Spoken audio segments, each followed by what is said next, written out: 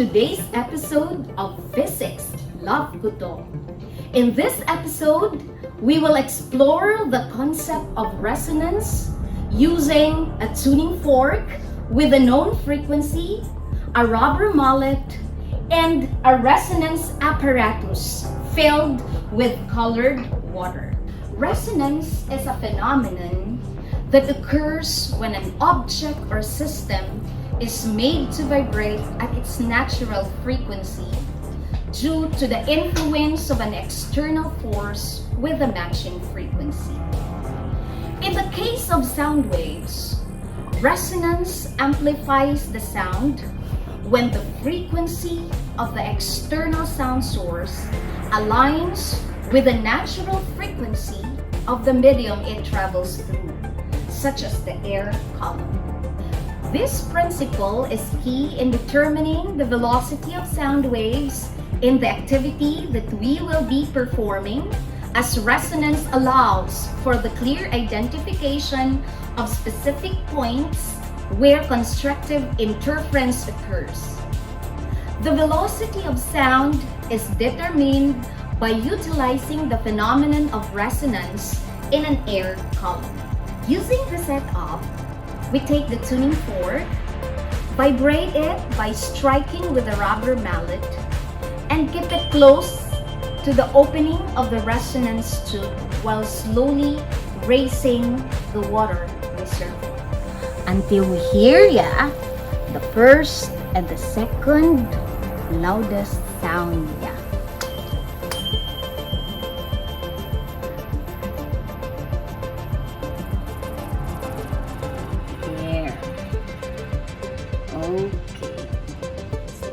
When the frequency of the particles inside the resonance tube will be equal to the frequency of the tuning fork we used here, which is 512 Hertz, then the longitudinal standing wave is formed here.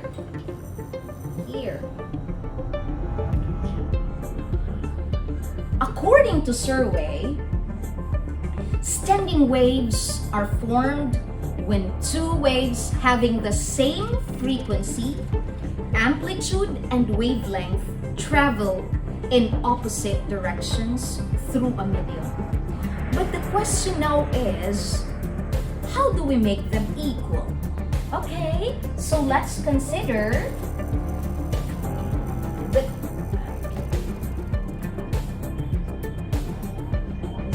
tube. This is the air column. The frequency of air in this part of the tube is inversely proportional to the length or distance of the air column. Let's say the frequency of the tuning fork here is equal to 512 Hertz. What we are going to do such that the resonance can take place. So I need to adjust this length by slowly moving the water reservoir, thus increasing the length of the air column that is gonna vibrate, resulting to the decrease in the frequency. At some point, F will be equal to the frequency of the tuning fork. Next question is, how do we know resonance happened? When you hear a pronounced reinforcement of sound, that means resonance was found. Slowly move the water surface up and down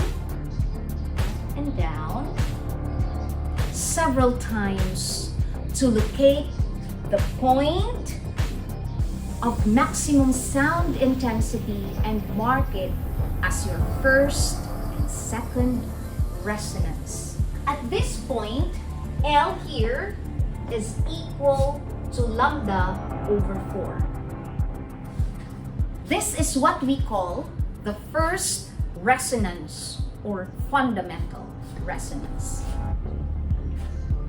Shorter air column means it can get more energy from the vibrating source, resulting to higher amplitude, producing a louder sound or higher sound intensity.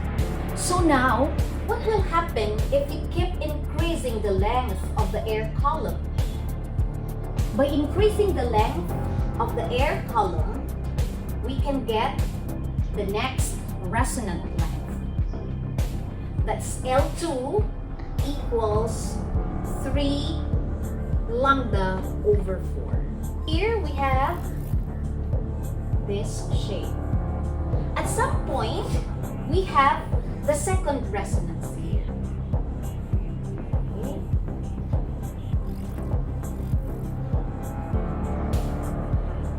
This is the shape of our standing wave.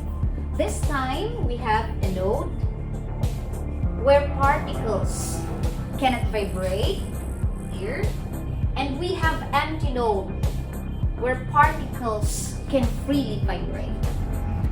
In this, the energy, amplitude, intensity, and loudness of sound here is less because energy will be distributed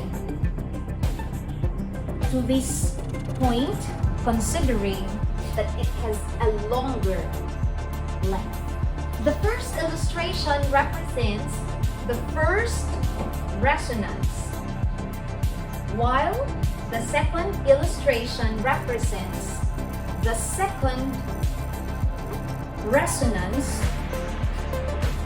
or what we call the third harmonic. Okay, that's all for today. In the next episode, we will be learning on how to determine the velocity of sound wave using the same apparatus. Thank you, and see you in the next episode.